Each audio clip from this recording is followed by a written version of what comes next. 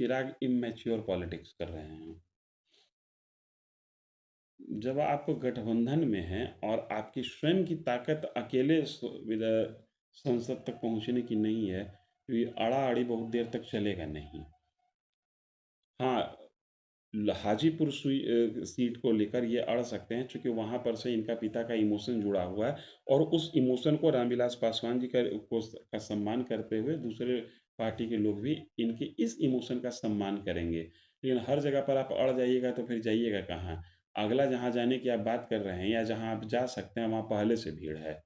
वहाँ आपके लिए जगह नहीं है। आप जो 5 या 6 सीट खोजिएगा वहाँ नहीं मिलेगा, 1 या 2 सीट मिलेगा। इसलिए भी आपको 1 या 2 सीट मिलेगा कि वहाँ पर आपको कोई खोज भी नहीं रहा है।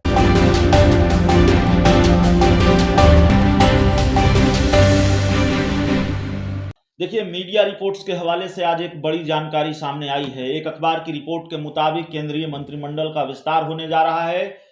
जीतन राम मांझी या उनकी अनुशंसा पर कोई, मुकेश सहनी और चिराग पासवान, ये 3 लोग मंत्री बनाए जा रहे हैं। केंद्रीय मंत्रिमंडल में इनको जगह मिल सकती है। हमारे साथ धीरेन्द्र सर हैं और सर से ये समझने की कोशिश वाकई इसकी गुंजाइश नजर आती है जो मीडिया रिपोर्ट्स के हवाले से जानकारी आ रही है, और अगर ये होगा तो फिर बिहार की राजनीति में क्या बदलाव देखने को मिलेगा, क्या होता हुआ देख रहे हैं सर?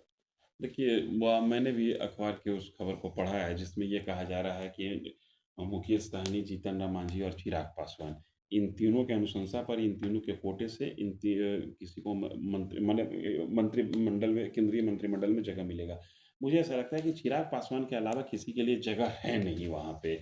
बाकी जो मुकेश सहनी हैं और जो जीतन राम मांझी हैं, शायद इनकी अभी तक ये आकांक्षा भी नहीं है कि हम केंद्रीय मंत्रिमंडल का हिस्सा बने।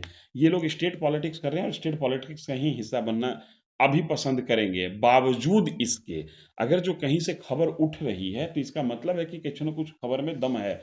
तो अगर हम थोड़ी देर के लिए मान लें कि जीतन राम मांझी की पार्टी और मुकेश सहनी को भी संवैधानिक प्रावधान का फ़ायदा उठाते हुए सदन का सदस्य न होने के बावजूद 6 महीना के लिए मंत्रिमंडल का सदस्य बनाया जा सकता है। इनको मौका दे दिया जाए, तो आने वाले वक़्त में बिहार के लोकसभा चुनाव के समय बीजेपी को इसका ज़बरदस्त फ़ायदा मिलेगा। इसलिए मिलेगा कि ये दोनों लीडर जो हैं, अभी स्टेट पॉलिटिक्स में उपेक्षित हो गए हैं। जीतन राम मांझी निकल गए और विशेष परिस्थिति में मुकेश सहनी निकाले गए। जी। अब चुनाव माथे पर है। इनके लोगों के बीच में मैसेज सीधा-सा ये जाएगा कि बिहार में नीतीश कुमार ने जिन लोगों को हटा दिया था, उसको केंद्रीय मंत्रिमंडल में नरेंद्र मोदी ने अपने यहाँ जगह दे दी।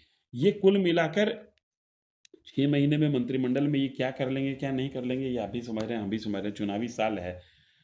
लेकिन ये ज़रूर होगा कि ये अपने लोगों के बीच में ये मैसेज देने में कामयाब होंगे कि नरेंद्र मोदी की सरकार ने हमारा सम्मान किया।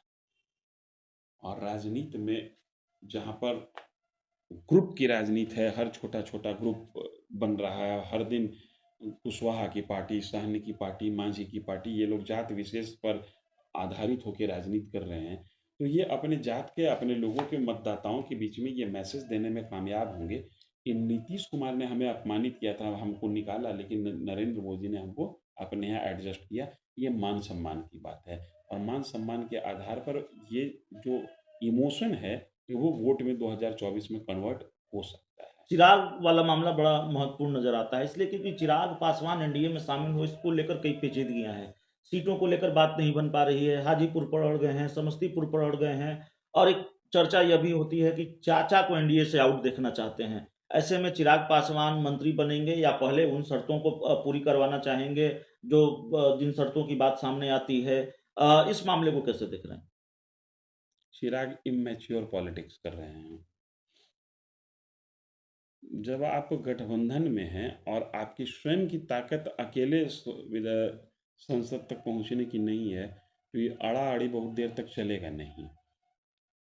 हाँ, हाजीपुर सीट को लेकर ये अड़ सकते हैं चूँकि वहाँ पर से इनका पिता का इमोशन जुड़ा हुआ है और उस इमोशन को रामविलास पासवान जी का सम्मान करते हुए दूसरे पार्टी के लोग भी इनके इस इमोशन का सम्मान करेंगे। लेकिन हर जगह पर आप अड़ जाइएगा तो फिर जाइएगा कहाँ?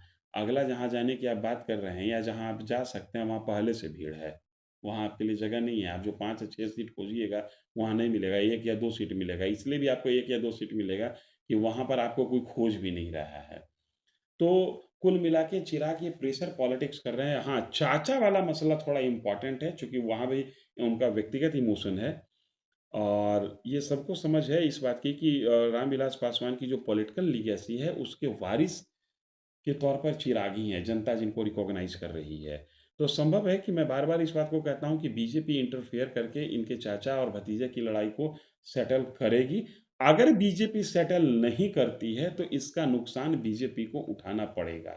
1-2 सीट का भी नुकसान चिराग के लिए कोई बहुत बड़ा नुकसान नहीं होगा, चिराग 10 साल सांसद रह चुके हैं। लेकिन बीजेपी के लिए 1-2 सीट का नुकसान ये बड़ा नुकसान होगा, जहाँ पर 1 टू 1 फाइट होने की संभावना बन रही है, जहाँ पर महागठबंधन की बात हो रही है कि एक सीधे-सीधे लड़ाई लड़ी जाए। वहाँ पर अगर 2-3 सीट का भी नुकसान होता है, तो हो सकता है कि जो जादुई आंकड़ा सरकार बनाने के लिए बीजेपी को चाहिए, उस आंकड़ा से वो पीछे रह जाए। इसलिए चाचा-भतीजे की लड़ाई में बीजेपी इंटरफेयर करेगी और कोई ना कोई रास्ता निकालेगी, चूँकि मुनाफ़ा बीजेपी को लेना है, चाचा-भतीजा को नहीं लेना है। अब बिहार